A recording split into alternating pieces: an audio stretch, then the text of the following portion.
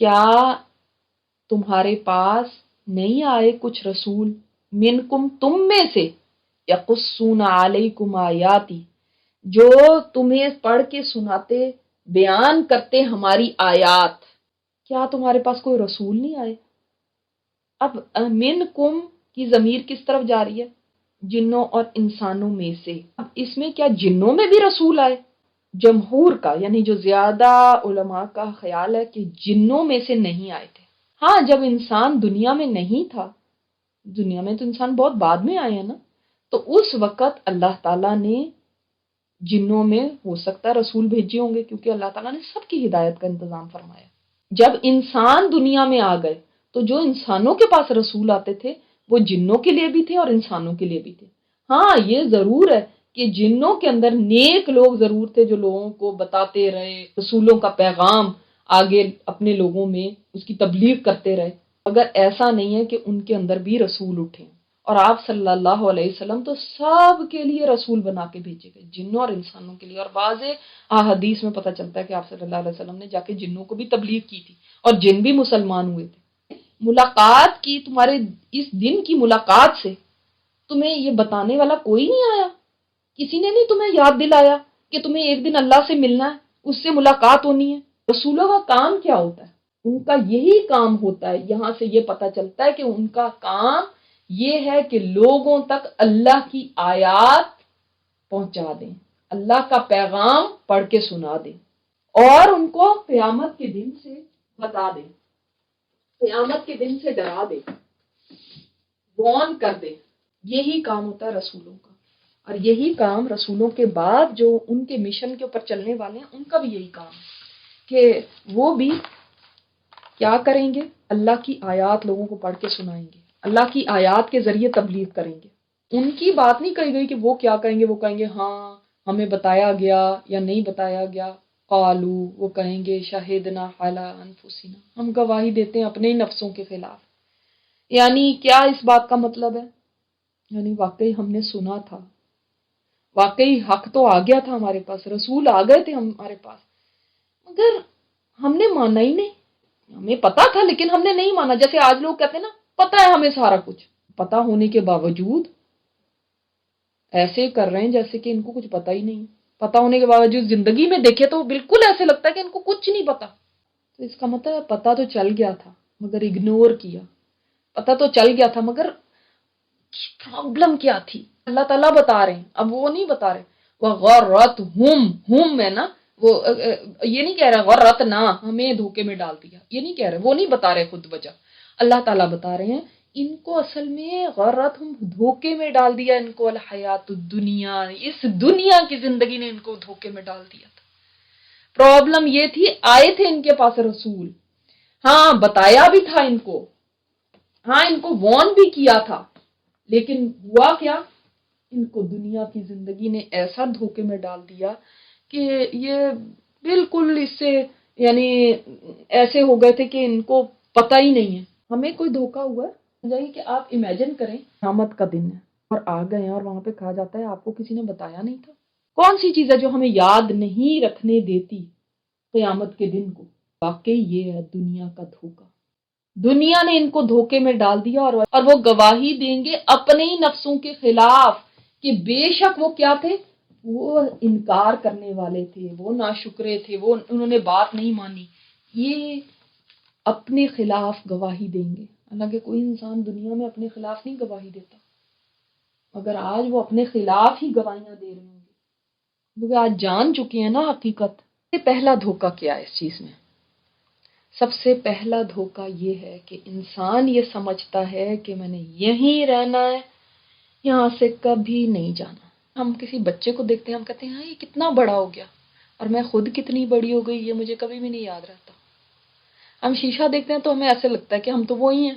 جب پرانی تصویریں دیکھتے ہیں تو پھر پتہ چلتا ہے کتنا وقت گزر گیا۔ بچوں کو دیکھتے ہیں پتہ چلتا ہے کتنا وقت گزر گیا۔ اپنے آپ کو دیکھتے ہیں تو کوئی احساس نہیں ہے۔ میں یہیں پہ رہنے والی ہوں۔ جو میں جنازوں پہ جاتی ہوں، میں لوگوں کو دفن ہوتا دیکھتی ہوں تو مجھے ایسے لگتا ہے بس یہ سارے یہ مر جائیں گے لیکن میں نے نہیں مرنا۔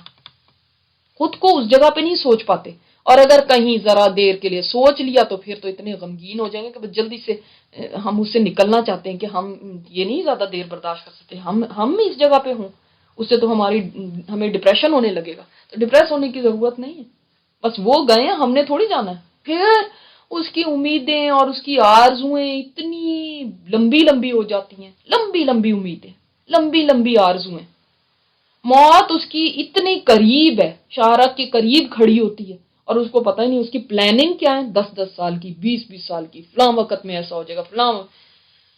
اور پھر کیا ہوتا ہے جب پلاننگز اتنی لمبی ہو جاتی ہیں، پھر اس کا دل دنیا میں ہی لگ جاتا ہے، وہ ہر خوشی اس دنیا میں پانا چاہتا ہے، اس کو جنت بنانا چاہتا ہے، جس دنیا کے بارے میں آپ صلی اللہ علیہ وسلم نے فرمایا کہ یہ تو مومن کا قید خانہ ہے اور کافر کی جنت ہے۔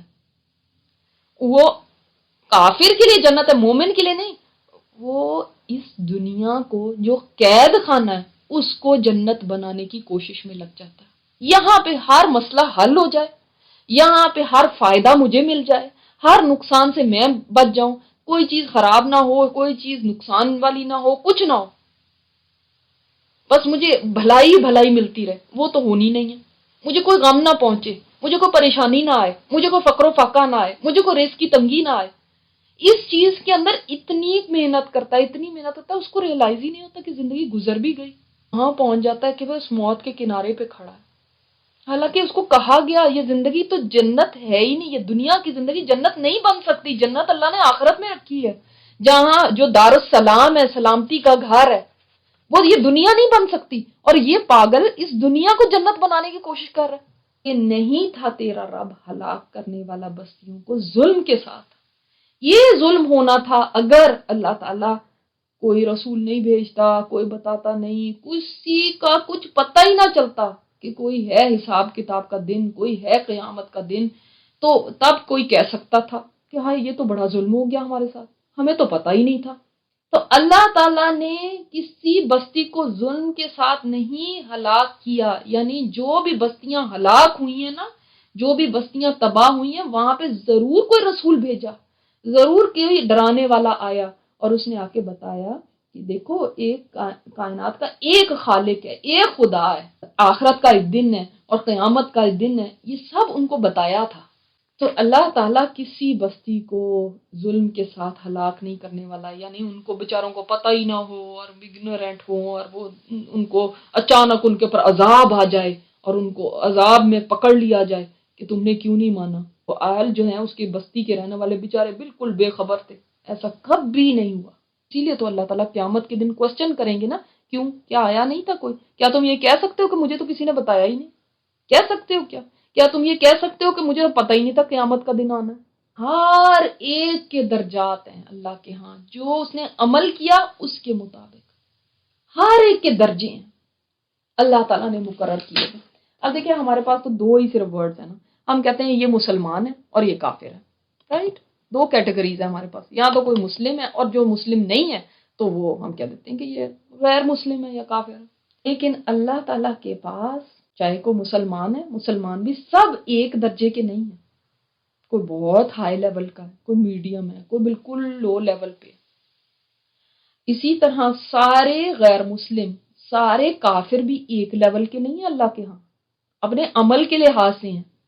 کافروں میں بھی کوئی ابو لہب ہے، ابو جہل ہے، کوئی ابو طالب ہے، لیولز ہیں، ہر ایک ایک لیول پہ نہیں، جیسے ہم نے کہا یہ کافر ہے، وہ کافر ہے، وہ کافر ہے، سب اللہ کے ہاں ایک نہیں ہے، سب کے مرتبے ہیں، سب کے مقام ہیں، سب کی لیولز ہیں، سب کے رینکس ہیں۔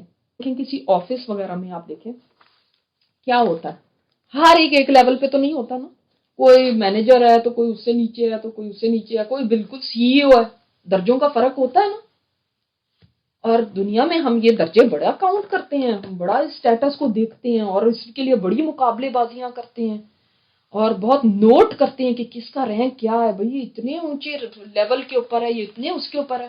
یعنی دنیا میں بھی تو دیکھیں نا، جو اونچے لیول پہ وہ کس طرح اونچے لیول پہ پہنچا، اس نے محنت کی، اس نے کوشش کی، تبھی اس کو وہ گریڈ ملا ہے نا۔ اس نے اتنی پڑھائی کی، اس نے اتنی ایفرٹ کی، اس کی اتنی قابلیت دکھائی، اس نے اتنی محنت کی، تب اس کو وہ لیول ملا۔ اب ایک بالکل جو مالی ہے اس کو وہ لیول نہیں مل سکا، اب ایک جو پین ہے، جو ایک کلرک ہے، اس کو وہ لیول نہیں مل سکا کیونکہ اس کی محنت اتنی نہیں تھی۔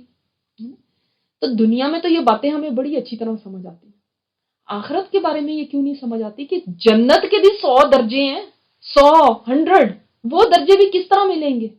ایک ہی آفس میں سارے کام کرتے ہیں، ایک آفس ہے، کمپنی کا نام تو ایک ہی ہوتا ہے نا، وہ جو کلرک ہے وہ بھی کہے گا میں فلاں کمپنی میں کام کرتا ہوں، جو سی ای او ہے وہ بھی کہے گا میں فلاں کمپنی میں کام کرتا ہوں، لیکن آپ کی نظر میں جو سی ای او کی عزت ہے کیا وہ کلرک کی ہوتی ہے؟ جو چھوٹا سا چپڑاسی ہے اس بیچارے کی بھی، وہ بھی اسی کمپنی میں ہی کام کرتا ہے نا، لیکن آپ کی نظر میں وہ جو سی ای او ہے، جو مینیجر ہے، جنرل مینیجر ہے، اس کی بہت عزت ہوتی ہے۔ جنت میں بھی کوئی اوپر کے درجوں میں ہوگا اور کوئی نیچے کے، اس میں ہم کہہ دیتے نہیں کوئی بات نہیں، ہم نیچے کے درجے ہمارے لیے ٹھیک ہے، اوپر کے ہم کیوں اتنی محنت کریں، ہم سے کہاں کی جاتی تھی محنت۔ ہمارا رب غافل نہیں ہے اس سے جو وہ عمل کرتے ہیں، اللہ کو سب پتا، وہ سب دیکھ رہا ہے کون کتنی محنت کر رہا ہے، اس کے حالات کیا ہیں، پھر بھی وہ ہمت کر رہا ہے، پھر بھی وہ دوڑ رہا ہے، اس کے کام کتنے ہیں، اس کی مصروفیات کتنی ہیں، پھر بھی وہ بھاگتا ہی چلا جا رہا ہے۔ اور کون ہے جو کر سکتا ہے لیکن پھر بھی سستی میں بیٹھا ہوا ہے؟ اللہ کو سب پتا ہے۔